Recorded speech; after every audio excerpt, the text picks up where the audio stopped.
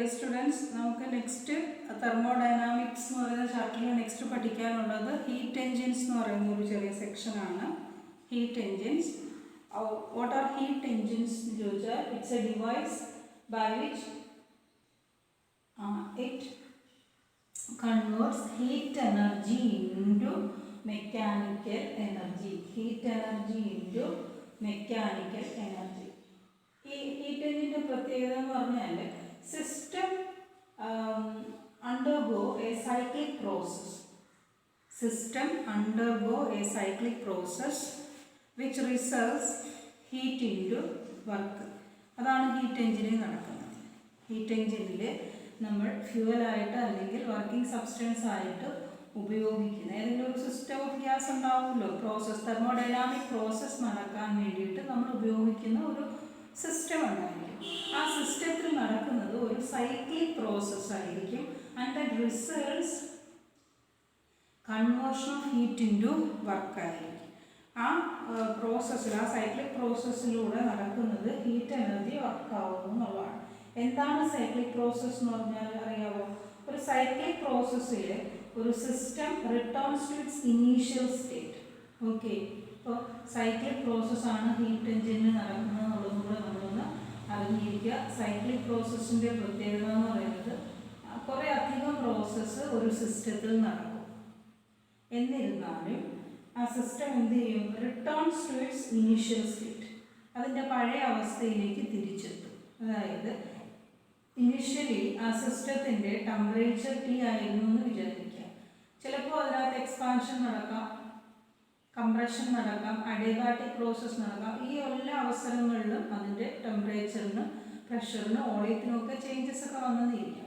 പക്ഷേ ഈ പ്രോസസ്സ് എല്ലാം കഴിഞ്ഞ് അവസാനം ഈ സിസ്റ്റം എന്ത് ചെയ്യണം? പഴയ അതേ സ്റ്റേറ്റ് വേരിയബിൾസിൽ തന്നെ വരണം. PVT ആയിരുന്നെങ്കിൽ തിരിച്ച് PVTയിൽ തന്നെ എത്തണം. അതിനാണ് സൈക്ലിക് പ്രോസസ്സ് എന്ന് പറയുന്നത്. So in a cyclic process the system returns to its initial state. System എന്ത് ചെയ്യണം? പഴയ അവസ്ഥയിൽ തിരിച്ചെത്തണം. അപ്പോൾ അതിൻ്റെ അർത്ഥം ടെമ്പറേച്ചർ സെയിമായി നിൽക്കുന്നു എന്ന് പറഞ്ഞാൽ എന്താണ്? There that internal energy change അവിടെ ഇല്ലാതാവുകയാണ് ചെയ്യുന്നത്. So first law of thermodynamics അനുസരിച്ച് internal energy change delta U is equal to 0 ആകണം. അതാണ് സൈക്ലിക് പ്രോസസ്സിൻ്റെ പ്രത്യേകത. In a cyclic process, the internal energy change എന്ന് പറയുന്നത് is equal to 0 or the state variables remains the same. അപ്പോൾ first law അനുസരിച്ച് നമുക്കറിയാമല്ലോ എന്താണ് ഫസ്റ്റ് ലോ പറയുന്നത്? എമൗണ്ട് ഓഫ് ഹീറ്റ് എനർജി എടുത്തു കഴിഞ്ഞാൽ ഇന്റേണൽ എനർജി ചേഞ്ചിനും വർക്കിനും വേണ്ടി ഉപയോഗിക്കുന്നു എന്നാണ് നമ്മൾ നേരത്തെ പറഞ്ഞിട്ടുള്ളത്. ഇവിടെ ഇന്റേണൽ എനർജി ചേഞ്ച് 0 ആണെങ്കിൽ എടുക്കുന്ന ഹീറ്റ് എനർജി എന്തിനു ഉപയോഗിക്കും? വർക്കിന് വേണ്ടി ഉപയോഗിക്കും. അതാണ് ഹീറ്റ് എൻജിനിലും നടക്കുന്നത്. സോ ഹീറ്റ് എൻജിനിൽ നടക്കുന്ന പ്രോസസ്സ് സൈക്ലിക് പ്രോസസ്സാണ്. അതായത് ഡിഫറെൻറ്റ് തെർമോഡൈനാമിക് പ്രോസസ്സ് ആണ്. പല തരത്തിലുള്ള തെർമോഡൈനാമിക് പ്രോസസ്സിലൂടെ സിസ്റ്റം പോയി അവസാനം അതിൻ്റെ പഴയ സ്റ്റേറ്റ് വേരിയബിൾസ് തിരിച്ചെത്തുകയാണ് ചെയ്യുന്നത്. So that the internal energy change is equal to 0. Here the amount of energy absorbed by the system is utilised for doing some work. Okay, ഇതാണ് അവിടെ നടക്കുന്നത്. സോ ഹീറ്റ് എൻജിൻ എന്ന് പറഞ്ഞാൽ എന്താണെന്ന് മനസ്സിലായി കാണുമെന്ന് വിചാരിക്കുന്നു. Heat engine is a device in which cyclic process happens and thereby heat energy changes into mechanical work. And different parts, അതായത് ഒരു ഹീറ്റ് എൻജിൻ്റെ പ്രധാനപ്പെട്ട ഭാഗങ്ങളാണ് hot reservoir, source. Hot reservoir എന്ന് പറയുന്ന വേറെ പേരാണ് സോഴ്സ്. മറ്റൊന്ന് കോൾഡ് റിസർവോയർ അല്ലെങ്കിൽ സിങ്ക്. മറ്റൊന്ന് വർക്കിംഗ് സബ്സ്റ്റൻസ്. എന്താണ് വർക്കിംഗ് സബ്സ്റ്റൻസ്? ഈ 3 കാര്യങ്ങളാണ് പ്രധാനമായിട്ടും നമ്മൾ ഓർക്കേണ്ടത്. ഓക്കെ, സോ ഇതിൽ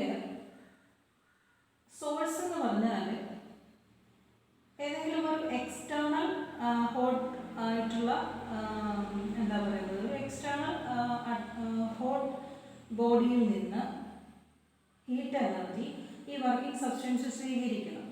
അതിന് വേണ്ടിയിട്ടുള്ള ഹയർ ടെമ്പറേച്ചർ അറേഞ്ച്മെൻ്റ് ആണ് സോഴ്സ് കൊണ്ട് ഉദ്ദേശിക്കുന്നത്. കേട്ടല്ലോ, ഹോട്ട് റിസർവോയർ എന്ന് പറയുന്നത് എപ്പോഴും വലിയ ടെമ്പറേച്ചറിൽ സെറ്റ് ചെയ്തിരിക്കുന്ന ഒരവസ്ഥയാണ് ഹോട്ട് റിസർവോയർ. ഓക്കെ, നമ്മളൊരു സിസ്റ്റത്തിന് ഹീറ്റ് എനർജി ഏതെങ്കിലും രീതിയിൽ കൊടുക്കുന്നു. ആ സംവിധാനമാണ് സോഴ്സ് എന്ന് പറയുന്നത്. സോഴ്സിൽ നിന്നാണ് എന്ത് ചെയ്യുന്നത്, ഈ സിസ്റ്റം ഹീറ്റ് എനർജി അബ്സോർബ് ചെയ്യുന്നത്. So always hot reservoir maintains A high temperature T1. അതുപോലെ തന്നെ സിങ്ക് എന്ന് പറയുന്ന ഒരു കോൾഡ് റിസർവോയർ ഉണ്ട്. യൂഷ്വൽ കേസിൽ നമുക്ക് അറ്റ്മോസ്ഫിയർ, അതായത് സറൗണ്ടിങ്സ് എന്ന് പറയുന്ന ഇതിനെ നമ്മൾക്ക് സിങ്കായിട്ട് കൺസിഡർ ചെയ്യാം. സിങ്ക് എന്ന് പറയുന്നത് നമ്മുടെ സറൗണ്ടിങ്സ് ആണ്. അപ്പോൾ അല്ലെങ്കിൽ വേറെ എവിടെയെങ്കിലും. അപ്പോൾ സിങ്ക് എന്ന് പറഞ്ഞാൽ അത് കോൾഡ് റിസർവോയർ ആണ്. അതെല്ലായ്പ്പോഴും ഒരു ലോവർ ടെമ്പറേച്ചർ മെയിൻറ്റെയിൻ ചെയ്യണം. ഒരു ലോവർ ടെമ്പറേച്ചർ മെയിൻറ്റെയിൻ ചെയ്യണം. സോ കോൾഡ് റിസർവോയർ കൊണ്ട് ഉദ്ദേശിക്കുന്നത് അതാണ്. ഈ കോൾഡ് റിസർവോയറിൻ്റെ പ്രത്യേകത എന്താണെന്നറിയാമോ? ഇത് ലോവർ ടെമ്പറേച്ചറിൽ മെയിൻറ്റെയിൻ ചെയ്യുമ്പോൾ എക്സസ് ആയിട്ട് അല്ലെങ്കിൽ ആവശ്യമില്ലാതെ വരുന്ന ഹീറ്റ് എനർജി, ഉപയോഗിച്ചതിന് ശേഷം വരുന്ന ഹീറ്റ് എനർജി ഉണ്ടെങ്കിൽ അത് ഈ സിങ്കിലേക്ക്, കോൾഡ് റിസർവോയറിലേക്ക് റിലീസ് ചെയ്യാൻ പറ്റും. അങ്ങനെ ഹീറ്റ് എനർജിയെ എന്ത് ചെയ്യാൻ റിലീസ് ചെയ്താൽ അത് സ്വീകരിക്കാൻ പാകത്തിലുള്ളൊരവസ്ഥയാണ് എപ്പോഴും സിങ്കിന് വേണ്ടത്. അതുകൊണ്ട് sink always remains at lower temperature. Source at high temperature, sink at lower temperature. ഈ രണ്ട് സ്ഥലങ്ങളെയും ബന്ധിപ്പിക്കുന്ന ആളാണ് വർക്കിംഗ് സബ്സ്റ്റൻസ് എന്ന് പറയുന്നത്. ബിക്കോസ് ഈ വർക്കിംഗ് സബ്സ്റ്റൻസിനാണ് ഇവരുടെയൊക്കെ ആവശ്യം.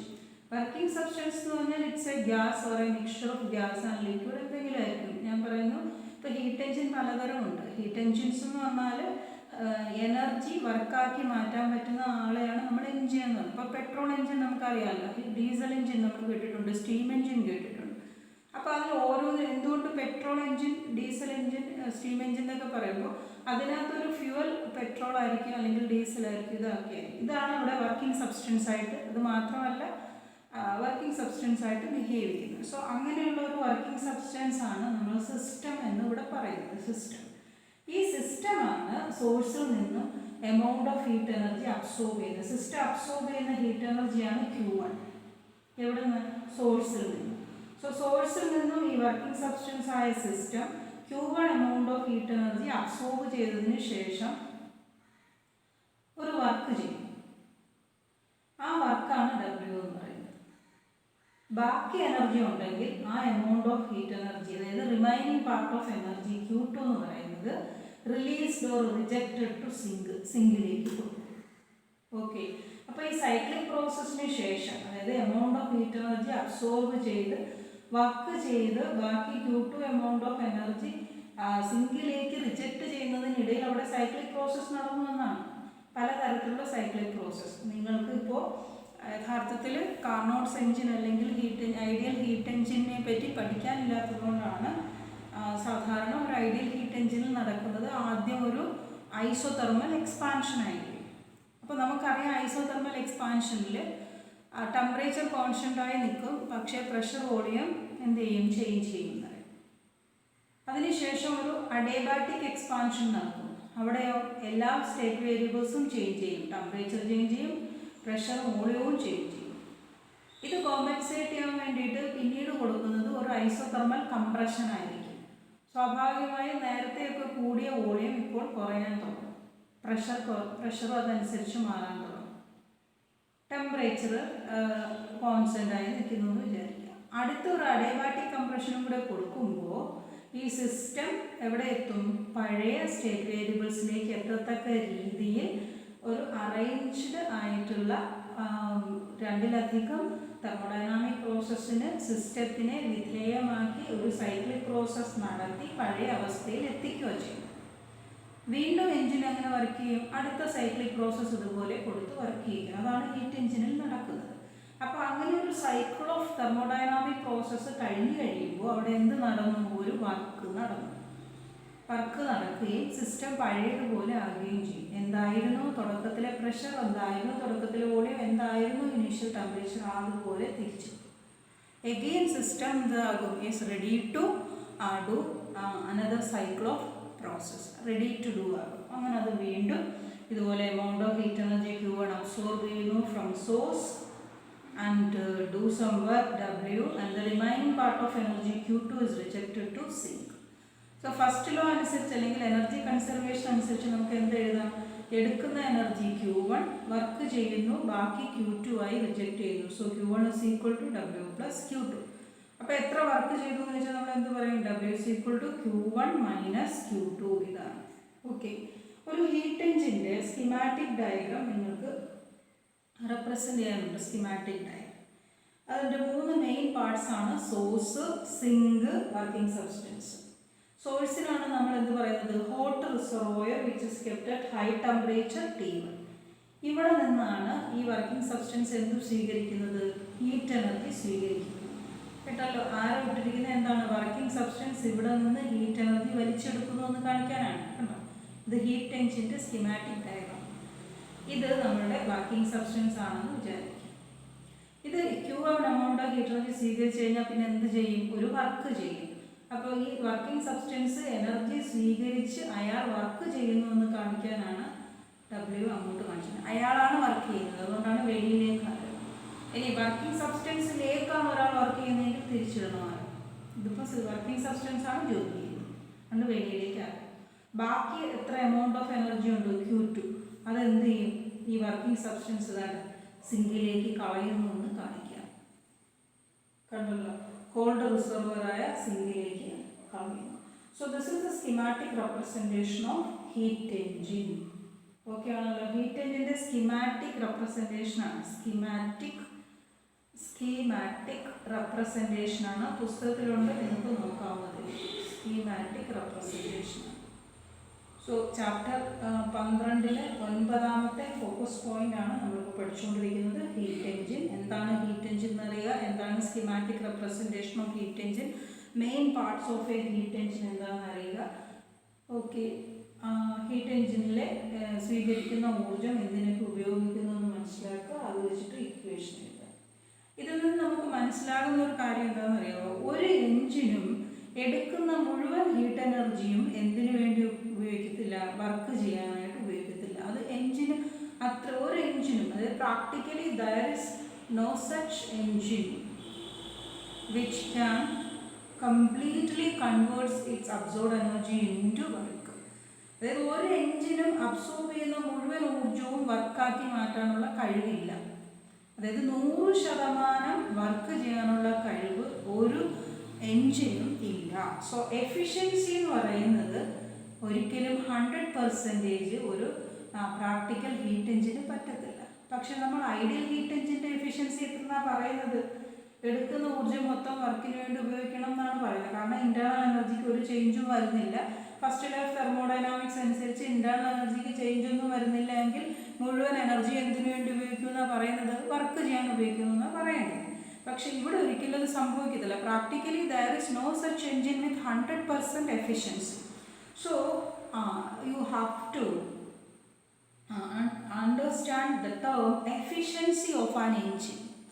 Efficiency. What is efficiency of an engine? First you denote, you know the symbol. Symbol of efficiency is eta. Eta. Eta ഏതാണ് അറിയാലോ? അതാണ് eta. So efficiency യുടെ സിമ്പിൾ eta ആണ്. What is efficiency? Efficiency എന്ന് പറഞ്ഞാൽ എത്ര ഹീറ്റ് എനർജി ഉപയോഗിക്കുന്നു, അതിൽ എത്ര ഭാഗം വർക്ക് ചെയ്യുന്നു, അതാണ്. മനസ്സിലാവുന്ന ഫ്രാക്ഷൻ ഓഫ് എനർജി, അതായത് നമ്മൾ വർക്കിന് വേണ്ടി ഉപയോഗിക്കുന്ന എത്ര ഫ്രാക്ഷൻ ആണെന്നാണ് മനസ്സിലാക്കുന്നത്. സോ അതെങ്ങനെ ചെയ്യും? Work done by heat absorb. എത്ര Q1 എമൗണ്ട് അബ്സോർബ് ചെയ്തപ്പോഴാണ് W വർക്ക് ചെയ്തത്. So efficiency is work by energy absorb, W/Q1. സോഴ്സിൽ നിന്ന് എടുക്കുന്ന ഊർജ്ജമാണ് Q1, അതിൻ്റെ ഒരു ഭാഗമേ വർക്ക് ചെയ്തോളൂ. So W/Q1 is the efficiency. Then what is W? W is Q1 minus Q2. So Q1 minus Q2/Q1 is the efficiency term. ഇത് നമ്മൾ ഈ ഡിനോമിനേറ്റർ എന്ത് ചെയ്യുന്നു? സെപ്പറേറ്റ് സ്പ്ലിറ്റ് ചെയ്ത് എഴുതുമ്പോൾ Q1/Q1 minus Q2/Q1. Q1/Q1 is 1 minus Q2/Q1 is Q2/Q1 is. So the equation of efficiency is 1 minus Q2/Q1. In terms of temperature, we can prove efficiency as. ഇത് നമുക്ക് prove ചെയ്യാൻ പറ്റുന്ന ഒരു കാര്യമാണ് പറയുന്നത്. നിങ്ങൾക്ക് ഐഡിയൽ കാർനോട്ട് എഞ്ചിൻ അല്ലെങ്കിൽ heat engine പഠിക്കാനില്ലാത്തത് കൊണ്ടാണ് അത് പറയാത്തത്. അത് പ്രൂഫ് ഉള്ളതായിരുന്നു. കഴിഞ്ഞ വർഷം വരെ നമുക്കത് ഇമ്പോർട്ടൻ്റ് ആയിട്ട് പഠിക്കാനുള്ളതാണ്. ഇപ്പോൾ നമ്മൾ അത് ഇക്വേഷൻ നോക്കിയെന്ന് പറയുന്നുള്ളൂ. എഫിഷ്യൻസിക്ക് മറ്റൊരു ഇക്വേഷൻ ഉണ്ട്. In terms of temperatures, that is 1 minus Q2ൻ്റെ ടെമ്പറേച്ചർ എത്രയാണ്? അതായത് സിങ്കിൻ്റെ temperature so T2 by T1, 1 minus T2 by T1. ഇത് എനർജിയുടെ ടേമാണ്, ഇത് ടെമ്പറേച്ചറിൻ്റെ ടേമാണ്. ഇത് ഹീറ്റ് എനർജിയുടെ ടേമിൽ എഴുതുന്ന ഇക്വേഷൻ, ഇത് ടെമ്പറേച്ചറിൻ്റെ ടേമിൽ എഴുതുന്നത്. സോ എഫിഷ്യൻസിക്ക് രണ്ട് ഇക്വേഷൻ ഉണ്ട്. Heat is equal to 1 minus T2 by T1 ഉണ്ട്, മറ്റേത് 1 minus Q2 by Q1 ഉണ്ട്. അപ്പോൾ ഈ രണ്ട് ഇക്വേഷനും നോക്കിയാൽ നമുക്ക് എന്ത് എഴുതാം? 1 minus Q2 by Q1 എന്ന് പറയുന്നതാണ് എന്ത്? 1 minus T2 by T1. നമുക്ക് ഈ 1നെ ഇങ്ങനെ ലെഫ്റ്റിൽ കൊണ്ടുവന്നാൽ അത് -1 ആകും. So 1 minus 1 is 0. ഈ മൈനസും കട്ട് ചെയ്താൽ you will get Q2 by Q1 is equal to T2 by T1. Okay, so this is the efficiency. ഒരു പ്രധാനപ്പെട്ട കാര്യം ഓർക്കേണ്ടത്, ഇതിലെ T1ഉം T2ഉം ടെമ്പറേച്ചേഴ്സാണ്. ഇവരെ റെപ്രസെൻ്റ് ചെയ്യേണ്ടുന്നത് എങ്ങനെയായിരിക്കണം? കെൽവിനിലായിരിക്കണം. ഇത് വളരെ ഇമ്പോർട്ടൻ്റ് ആണ്. ഇപ്പോൾ പലപ്പോഴും നമ്മൾ പറയാറുണ്ട് സോഴ്സസ് അറ്റ് 100 degree Celsius എന്ന് പറയും. സോഴ്സ് 100 degree Celsiusലാണ് and the sink is at 27 degree Celsius, ഇത്രയേ പറയത്തുള്ളൂ. അങ്ങനെയാണെങ്കിൽ ഈ എൻജിൻ്റെ എഫിഷ്യൻസി എന്താണെന്ന് ചോദിക്കാം. സോഴ്സും സിങ്കും 100 degree Celsiusലും 27 degree Celsiusലും ആണെങ്കിൽ എന്താണ് എഫിഷ്യൻസി? ഇപ്പോൾ സ്വാഭാവികമായിട്ടും നമ്മൾ എന്ത് ചെയ്യും? ഈ എഫിഷ്യൻസിയുടെ ഇക്വേഷൻ വെച്ചിട്ട് 1 minus T2 by T1, ഇതാണ് നമുക്കറിയാവുന്ന ഇക്വേഷൻ. അപ്പോൾ നമ്മൾ പെട്ടെന്ന് ആലോചിക്കും 1 minus T2 എന്ന് പറഞ്ഞാൽ സിങ്കിൻ്റെ ടെമ്പറേച്ചർ 27, സോഴ്സിൻ്റെ ടെമ്പറേച്ചർ 100, അങ്ങനെ ഇട്ട് ചെയ്താൽ തെറ്റും. പിന്നെ എങ്ങനെ ചെയ്യണം? 1 minus 27നെ നമ്മൾ കെൽവിനായി കൺവേർട്ട് ചെയ്യണം. അത് നമ്മൾ എന്താ ചെയ്യേണ്ടത്? 273 ആഡ് ചെയ്യുന്നു. 273 ആഡ് ചെയ്താൽ എന്ത് വരും?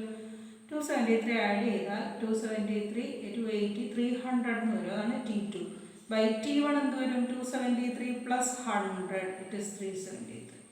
ഇങ്ങനെയാണ് ചെയ്യേണ്ടത്. എന്നിട്ട് 300 by 373 ചെയ്തിട്ട് 1 മൈനസ് ചെയ്താൽ കിട്ടുന്നതാണ് എഫിഷ്യൻസി.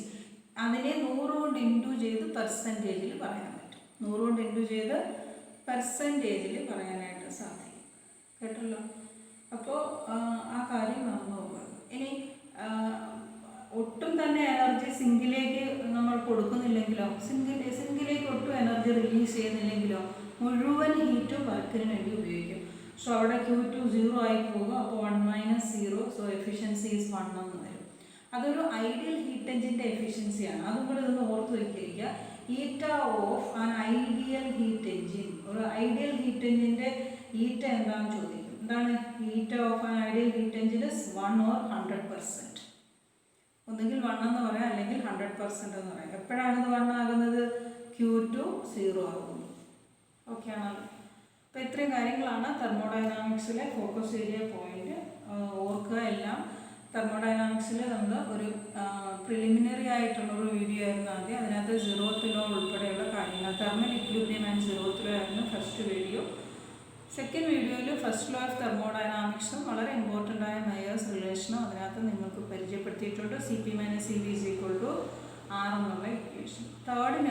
തേർഡിൽ നമ്മൾക്ക് ഡിഫറെൻറ്റ് തെർമോഡൈനാമിക് പ്രോസസ്സുകളാണ് പറഞ്ഞത്. ഞാൻ ഇപ്പോൾ ഇവിടെ പറഞ്ഞായിരുന്നു ഐസോതെർമൽ എക്സ്പാൻഷൻ എന്നൊക്കെ പറഞ്ഞില്ലേ. അവിടെ നമ്മൾ ഐസോതെർമൽ പ്രോസസ്സ് എന്താണെന്ന് പഠിച്ചിട്ടുണ്ട്, അഡിയബാറ്റിക് എന്താണെന്ന് പഠിച്ചിട്ടുണ്ട്, ഐസോകോറിക് ഐസോബാരിക്കും പഠിച്ചിട്ടുണ്ട്. ഇവിടെ എത്തുമ്പോൾ ഹീറ്റ് എഞ്ചിനാണ്. ഇവിടെ നമ്മൾക്ക് ഓർമ്മിക്കേണ്ടുന്ന പ്രോസസ്സ് സൈക്ലിക് പ്രോസസ്സാണ്. സൈക്ലിക് പ്രോസസ്സിൻ്റെ പ്രത്യേകത system retains its original or initial state variables such that delta U is equal to 0. Internal പല പ്രോസസ്സ് നടക്കും, പക്ഷേ ഒടുവിൽ അതിൻ്റെ ഇൻറ്റേർണൽ എനർജി ചേഞ്ച് 0 ആയിട്ട് കാണിക്കും. അതായത് സിസ്റ്റം പഴയതുപോലെ എത്തും. പിന്നെയും നമുക്കത് റിപ്പീറ്റ് ചെയ്ത് സൈക്ലിക്കായിട്ട് നടത്താൻ പറ്റും. ഹീറ്റ് എഞ്ചിനിൽ സൈക്ലിക് പ്രോസസ്സുകളായിരിക്കും നടക്കുന്നത്. ഹീറ്റ് എഞ്ചിനിൽ ഹീറ്റ് എനർജി വർക്കായിട്ട് മാറുകയാണ് ചെയ്യുന്നത്. ഹീറ്റ് എഞ്ചിൻ്റെ പ്രധാന ഭാഗങ്ങൾ പറഞ്ഞു.